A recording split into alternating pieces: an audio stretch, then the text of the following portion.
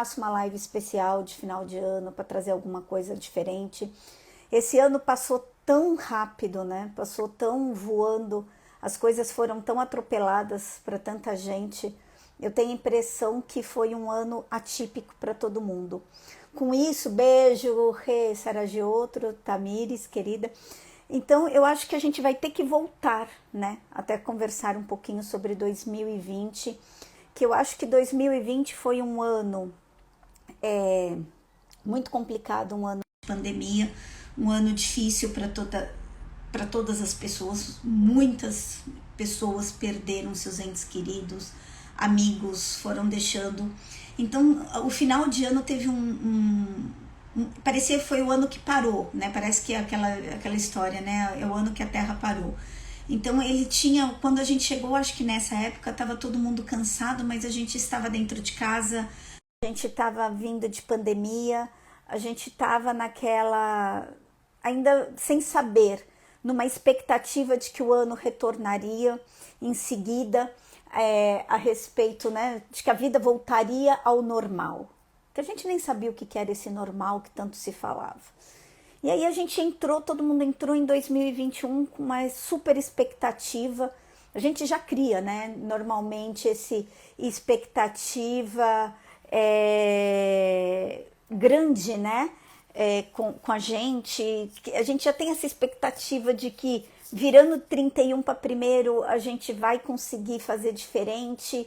A gente sempre vem, né, com essa coisa, parece que dezembro entra sempre com um cheiro de renovação, de esperança ali para que aquela vida recomece, retorne ali diferente a partir de janeiro, como se, né, a virada da meia-noite fizesse um milagre.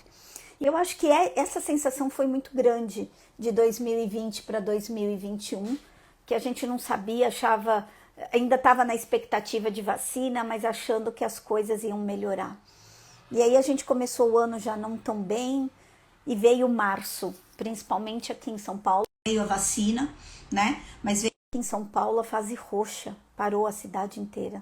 Proibição de ir e vir, lockdown geral, cidade assim fechada mesmo, ninguém conseguindo, né, se movimentar, fazendo as coisas, e aí vem um ano que traz uma realidade, eu acho que muito mais difícil do que foi a de 2021, a de 2020, gente. Por quê? Porque quando a gente se depara, realmente a gente se preparou, todo mundo, naquela questão, né? A gente se preparou naquela questão para quê? Para retomar a vida, e de repente vem um lockdown, vem as consequências de um ano parado, todo mundo em casa, desemprego, falta de dinheiro, crise financeira geral do país, de cada um de nós. Vem a realidade, e aí é onde a gente vai entrar, né? Vem a realidade de quem somos, de como a gente vive e trabalha sobre pressão, né? Porque eu acho que o ano passado a gente não pressionava, a gente quanto empreendedor, a gente quanto chefe, a gente como funcionário, ninguém pressionava muito ninguém porque ninguém sabia. E esse ano veio a necessidade da gente se reinventar para que as coisas tomassem um novo pé, para que as coisas tomassem uma nova situação. E se criou uma expectativa muito grande em cima de 2021. E aí a ideia, né, piegas, brega, o tanto que vocês quiserem dizer a respeito disso, que a música, né, aquela música infernal de Natal da Simone, que a Simone canta, então é Natal, e o que você fez?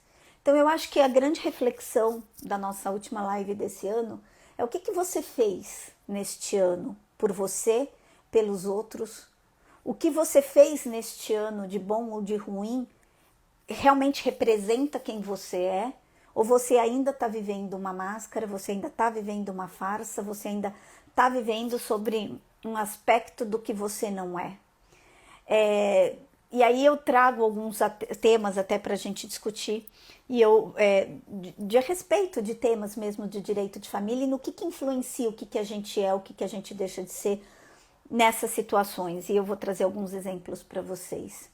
E eu posso dizer, né, que eu, Ana, pessoa, fiz muita coisa, tive reviravolta imensa na minha vida particular, na minha vida profissional. tive uma grande mudança de pensar, de ser. Teve gente que percebeu isto e veio comentando comigo tanto. Mas, então pronto, voltou. O que eu falo para vocês, né? Então, dentro do canal, dentro do profissional, o que acontece, né, pra gente? Houve uma grande mudança dentro do Ana Brocanello Advogados.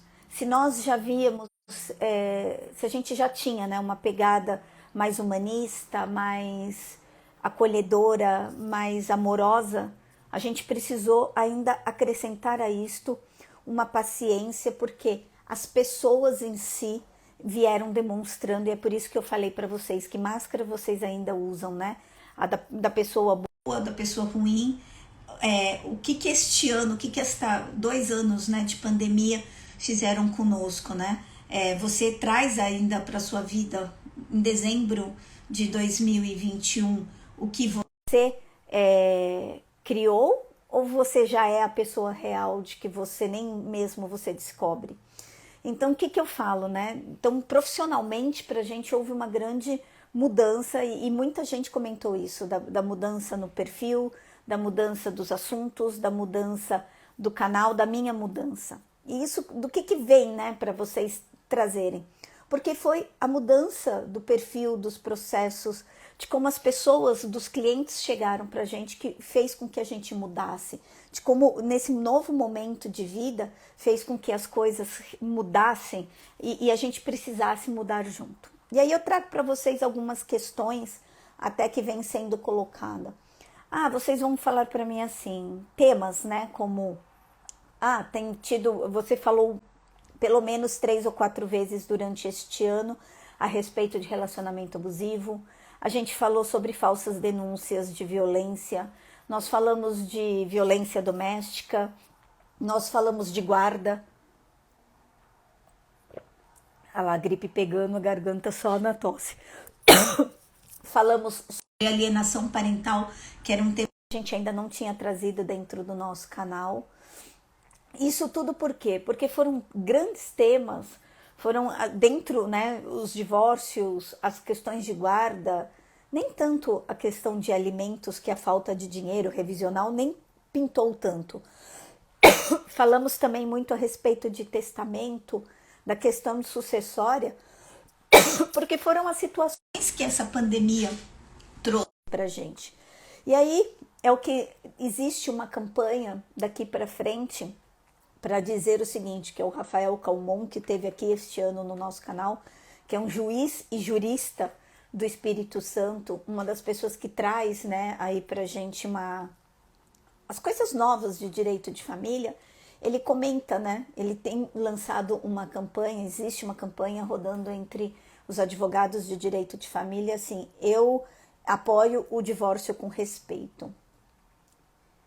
E ele fala assim, o teu casamento pode ter, o teu relacionamento, o teu casamento pode ter sido muito ruim, ter sido horrível, ter sido com falta de respeito, mas ele fala, mas o divórcio não precisa ser, você pode ter um divórcio muito melhor do que você teve um relacionamento a 2.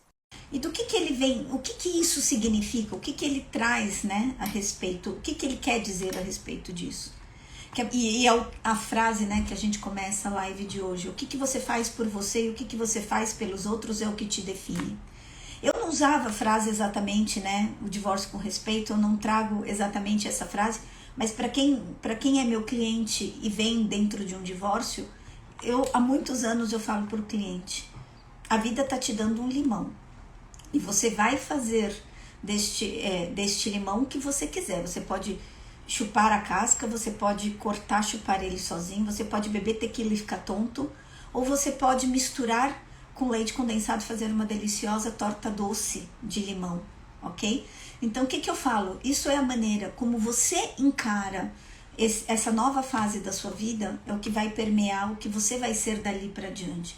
É o que vai permear como vai ser a sua relação com o seu ex, com a sua ex. É o que vai permear o que você vai passar para os seus filhos sobre finais, sobre términos, sobre o seu... Isso vai dizer muito do seu papel numa ação de guarda, dependendo do que você traz, vai dizer muito do seu papel de mãe, vai trazer muito do seu papel de pai, né? Porque a partir do momento que você age dentro de um processo com uma deslealdade processual, a partir do momento que você age com uma violência, com uma agressividade na base da mentira, na base de um divórcio extremamente ruidoso, extremamente complicado emocionalmente, é isso que você está demonstrando para o seu filho, que é a maneira como você está vendo este mundo. Então, se você quer passar a perna no seu ex ou na sua ex, na questão financeira, se você quer passar, né? Se você vai usar de armas baixas dentro de uma ação de guarda, você vai estar demonstrando, né, que tipo de pai, que tipo de relacionamento, como que você se relaciona com o mundo, você está criando um ser em cima dessa base. Então, se você simplesmente mente dentro de um processo, esconde bens, faz uma aparência, né, que a gente chama da teoria da aparência falsa, dentro de uma ação de alimentos, né, mentindo, colocando seus bens no nome de outros para que não peguem aquela situação e não te condenem nos alimentos justos e verdadeiros do que seria, né? É isso que você quer? É isso que você está mostrando para o seu filho? São valores que você está passando. Então a gente tem que pensar, né, realmente no que a gente quer para a nossa ação, como que a gente quer que a nossa vida coloque. E eu acho que isso começa desde então na lealdade que você tem. Na lealdade de quando você sai de um relacionamento porque ele pode não ter sido bom, você aceita o luto do que aquele final te traz, mesmo na dor você não fere o outro. E aí está a verdadeira empatia.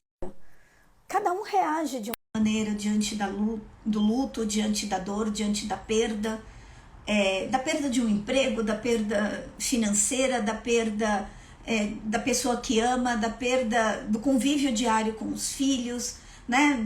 Daquela queda ou daquele pai ou daquela mãe na morte, e isso faz a sua relação com seus irmãos, então são as relações familiares também vão.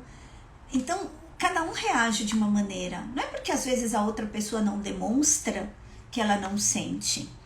É muito louco que ontem eu escutei de um cliente e falou assim: Ana, é incrível, a gente passou um ano processual muito complicado durante este ano e em nenhum momento você perdeu os seus valores, quanto pessoa, quanto profissional, em nenhum momento você atacou, né, a parte contrária, em nenhum momento você desvirtuou para ganhar ou perder ou acelerar o processo diante disso tudo. Quando a coisa estava ruim, você contou para mim que a coisa ficaria muito ruim, sempre teve uma lealdade. E ele falou assim para mim: e como que funcionaria? Eu falei: mesmo na pior situação financeira que eu me encontrasse em algum momento da minha vida, nunca que uma parte contrária se chegasse e falasse para mim: tá aqui o dinheiro que você precisa para viver, né, para bancar a sua vida, você me venderia um processo e eu jamais faria isso, porque isso é lealdade, isso é empatia, é você entender. E eu explico isso para os meus clientes. Eu falo: teu ex ou tua ex agem de tal maneira porque a pessoa viveu. E aí quando eu faço aquela oitiva, aquela escuta grande, né, do processo lá no começo, né, que é aquela história que quando José fala de João, eu sei mais de José do que de João na realidade, né, que vem aquela história, mas que eles me contam a história. Ai, fulano é assim, a minha sogra é assim, meu ex-sogro é assim, foi criado dessa maneira, ou ela teve tais relacionamentos antes, já não é mais o primeiro casamento, já vem com uma situação. Eu sei com quem eu vou lidar na parte contrária, mas acima de tudo, eu compreendo, né, que aquela pessoa está vivendo aquilo, como que ela age dentro daquele processo, porque foi assim que ensinaram ela a agir desde pequena. A gente não vai tirar limão de morango, né? Então a gente não tem como fazer com que as pessoas... E eu acabo tendo de verdade empatia, e ao entender o que faz aquele outro agir daquela maneira, né? Eu entendo. Óbvio que a gente não consegue deixar de usar muitas vezes as provas, as armas que a outra parte tá. Mas eu consigo às vezes traduzir para um cliente: olha, você vai ter que entender que seu ex está ferido nisso, que vem uma dor de fora daquela coisa. Então, é isso que você tem que trazer, né? Dentro das relações de família, dentro do processo de direito de família, o que você precisa ou não entender, né? Para que aquela pessoa possa fazer diferente. O que você, mesmo ferido na sua dor do luto, na sua dor da perda, como você age tecnicamente para alcançar o seu objetivo sem que você transforme aquela relação numa ferida eternamente aberta ou numa ferida a mais. Então é sobre isso que a gente tem que comentar, que 2021 trouxe dentro de todas as pessoas as grandes feridas, né? Tá todo mundo muito à flor da pele, muito reativo a tudo. Acredito que a gente tá no momento, né, que aquele meme que tem trazido, que é o final de ano, né, que é o final de ano com o final do mundo misturado, que a gente não aguenta mais esse tipo de situação, né? Que essa mistura, essa incerteza. A gente vive, está no momento que a gente não sabe se vai ter retomada, se a variante vai colocar. Mas isso não pode ser, tantos fatores externos não podem transformar você numa pessoa ruim, numa pessoa beligerante, numa pessoa leviana dentro das suas relações. Não tá legal o casamento? Chega a conversa, existe recomeço para todo mundo. Você vai estar se libertando, mas acima de tudo, você estará libertando o outro. Beijo, Jaqueline. Você vai estar libertando o outro. Isso é lealdade. A pessoa vai ficar puta? Vai. A pessoa vai ficar brava? Vai. Mas em algum momento, isso ela vai falar assim, não, mas eu entendo, mas eu consigo aceitar que diante de tudo houve lealdade. Ok? Eu sempre falo, né, que lealdade é diferente. É manter a lealdade das relações, a proteção, manter a lealdade de você com você mesmo diante dessa situação.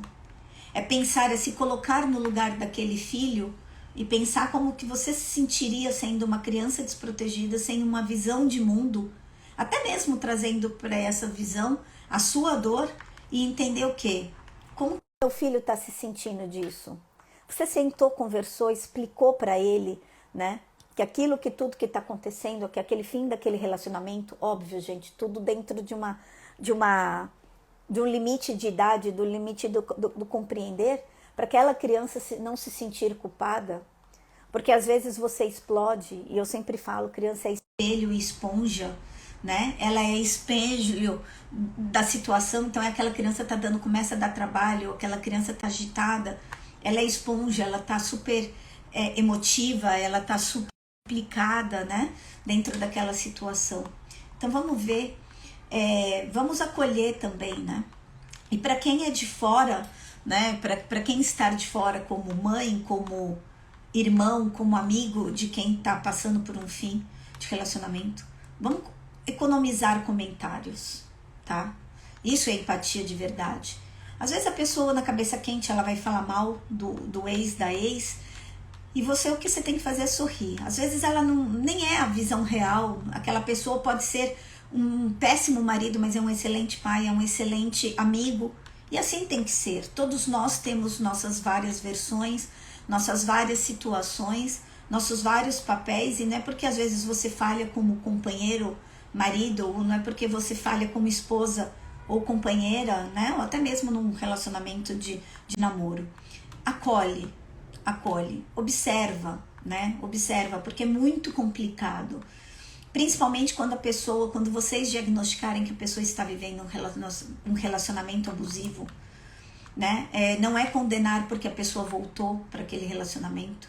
Ninguém faz ideia de quanto que é difícil sair de um relacionamento assim.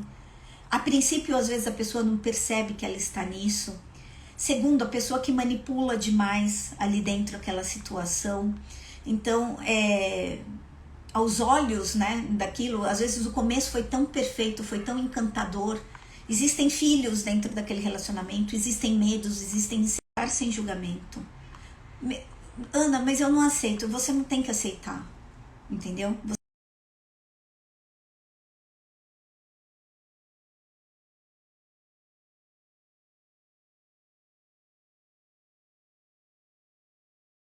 Às vezes o filho abusivo é o seu filho que faz o relacionamento abusivo.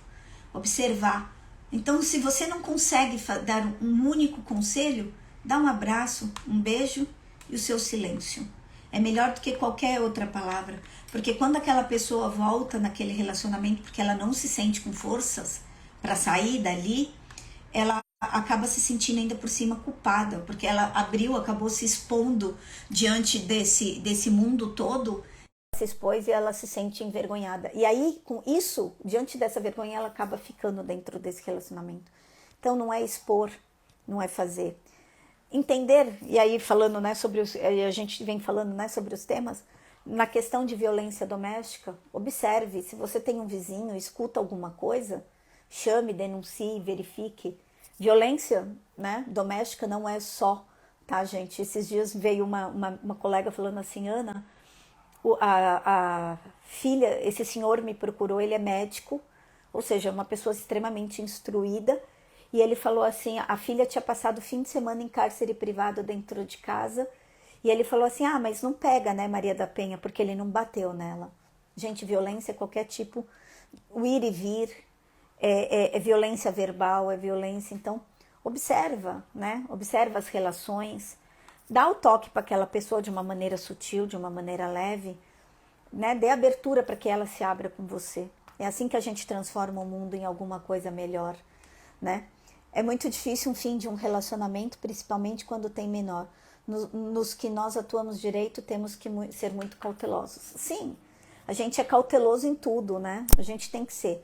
Não é aquela história, não meta a colher, mas pensa, né? É muito duro o julgamento, é muito duro. Às vezes tudo que você precisa é só um colo, um silêncio, um abraço e às vezes uma caipirinha, gente. Brincadeiras à parte, mas é simplesmente isso. Então, a gente tem essa oitiva, essa escuta. Então, é transformar o mundo através, né, daquilo. É pensar realmente naquilo que é. Tirar crenças, tirar situações. Hoje mesmo, uma cliente que fez uma consulta comigo falou assim para mim, estou sofrendo alienação parental dentro da minha própria família, com a minha mãe, com meus irmãos, porque minha mãe não aceita meu novo relacionamento por questões religiosas. Religião, tá? Religião é de cada um. A sua religião pode não servir para os seus filhos, pode não servir para o seu irmão, pode não servir para sua mãe. São crenças suas. Então, diante disso, né, a verdadeira religião está no silêncio, está em não falar, em não fazer, em não julgar. Acho que para 2022 a gente precisa realmente recolher os cacos, parar, fazer uma análise agora final de ano. Este ano, ano passado, as pessoas perderam muitas pessoas, né? Este ano a gente perdeu mais questões materiais, mais questões. A gente estava tentando se ajeitar numa coisa que todo mundo chama de novo normal. Não é novo normal, é uma nova realidade de vida. 2022 ainda estaremos terminando de fazer essa faxina, talvez ainda dentro de um furacão, né? Ainda porque não sabemos o que vem. Vem carnaval, vem ainda uma variante, vem uma situação toda para que a gente saiba como lidar. Mas eu acho que acima de tudo a gente tem que fazer uma autoanálise de como nós queremos ser. É para isso que eu acho que a pandemia veio e muita gente, eu acredito, não aprendeu nada. Não aprendeu porque não se autoanalisa, não aprendeu porque continua julgando os outros, não aprendeu porque ainda assim acredita que a beligerância, a guerra, a vingança, o ódio ainda são valores. Não entendeu sobre a simplicidade e ainda não entendeu que a gente precisa muito mais do outro do que a gente imagina. A gente precisa do outro para tudo.